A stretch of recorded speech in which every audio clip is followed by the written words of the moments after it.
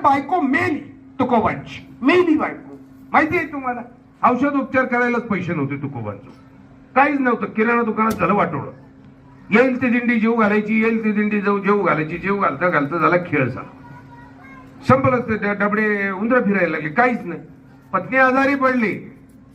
बघा तुम्ही, देऊच्या शेजारी डोंगर आणि डोंगरावर तुकोबा जाऊन त्या परमात्म्याचं भजन करत राहायचे. पत्नी आजारी पडली, तिच्या उपचाराला पैसेच नव्हते. वारले. तिची सुश्रूषा करून आले तुकोबा, आणि तुकोबाने विठोबाला सांगितलं, बास आता खऱ्या अर्थानं तू मला मुक्त करून टाकलं. आता मी तुझं भजन करायला एक मुक्त झालं. शेवटचं मला बंधन होतं, ते बंधनही तू काढून घेतलं. अरे काय विचार आहे राजा. बायको मेल्यानंतर तुकोबाच्या मुखातनं हे वाक्य निघाल.